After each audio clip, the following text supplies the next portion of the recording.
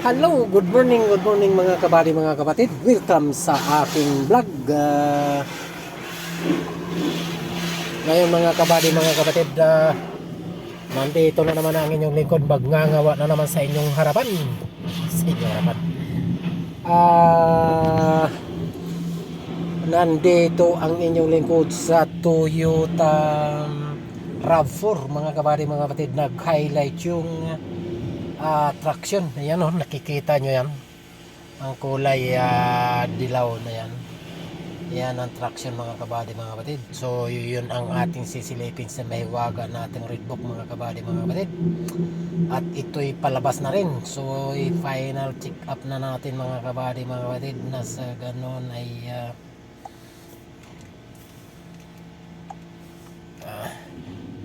kung ano ang sintomas niyan, bakit nag-highlight yung traction na yan mga kabady, mga kapatid. Okay, so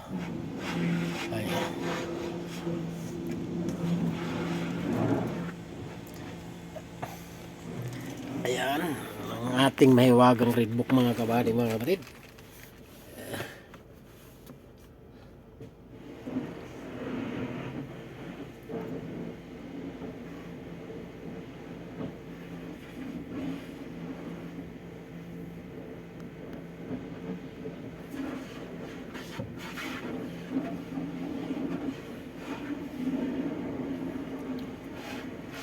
Tagal naman ito.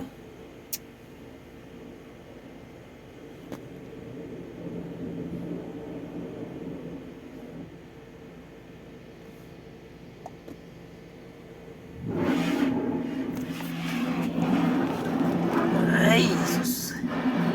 Yan. Yan.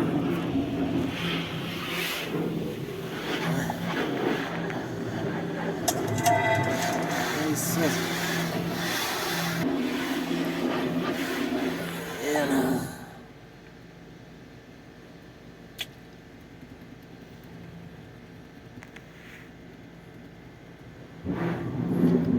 Uy, nawala yung internet.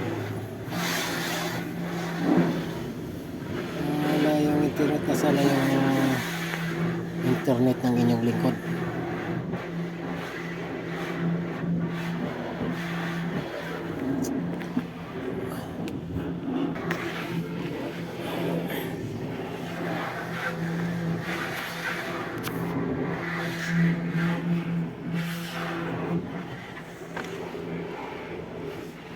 Bakit lumabo?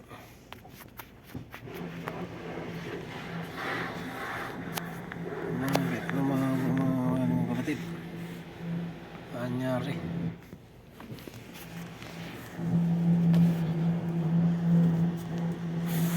Ay, bakit yan dumilim yung camera ko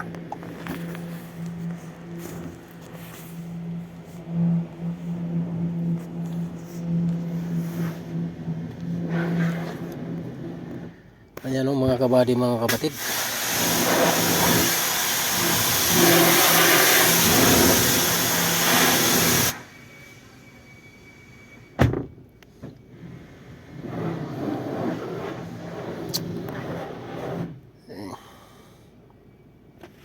Ay.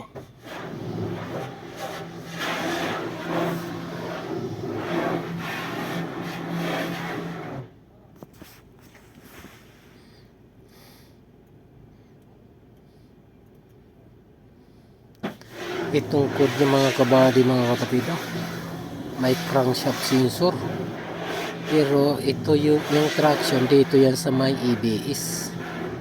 May tatlong code ito yan yung traction na yan. Ayan traction TRC, traction control system.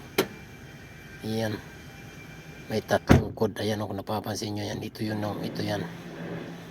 as code number 11290, abnormal 0 point of steering angle sensor, and code number 2 C1241, low or high power supply voltage.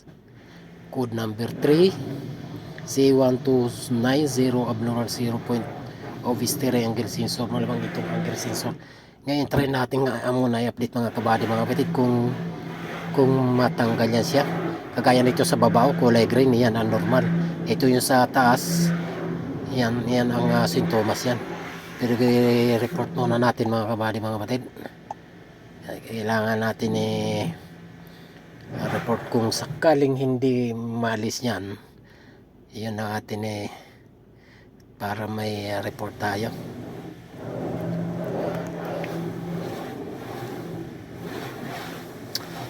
Yun na yung internet.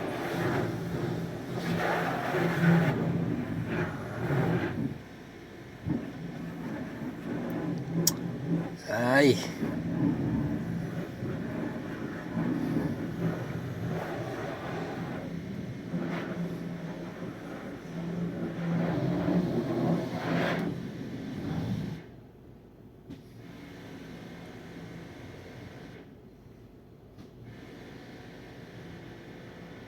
Bilisan mo at ay sus.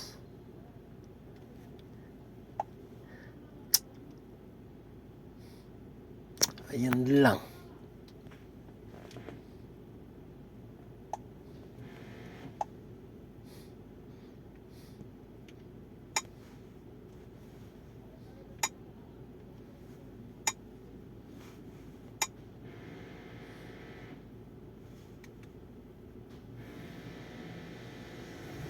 Bakit?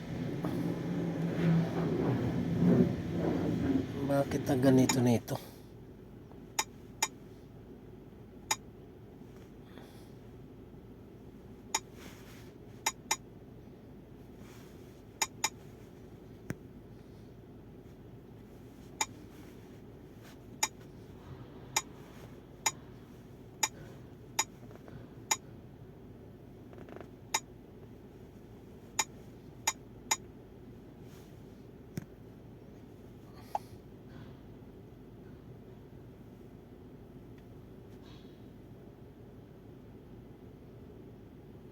Ay, ang pawala-walang interest.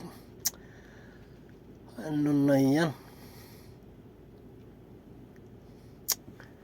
Ang internet. Bakit lumilitaw yung internet ko?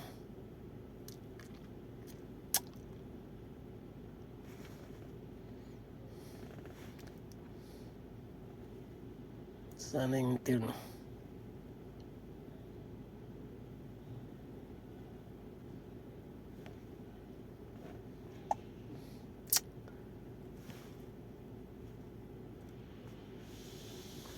Ay.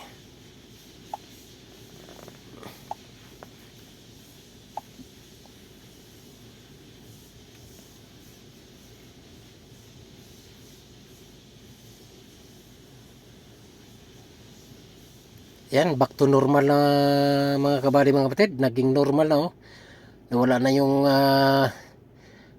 yung kulay red.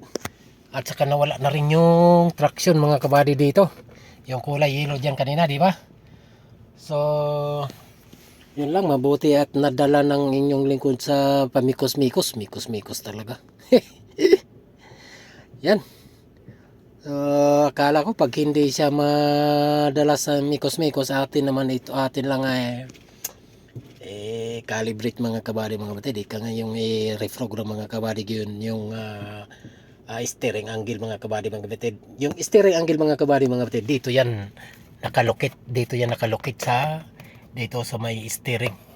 Yung magkasama dito sa headlight switch at saka sa wiper switch at saka yung sa coil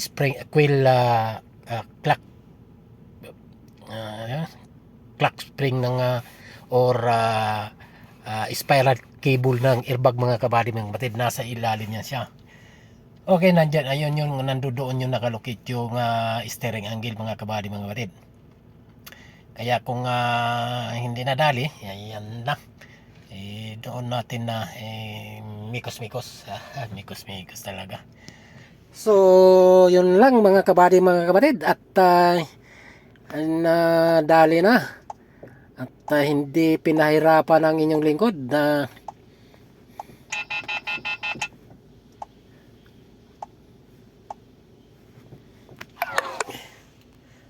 Okay, mga maraming salamat sa mga kabari mga kapatid sa inyong patuloy na pagsubaybay, pagtangkilik sa aking mga bagong ina-upload na video mga kabari mga kapatid. Okay, gano'n na lang. So sa muling vlog, bye bye!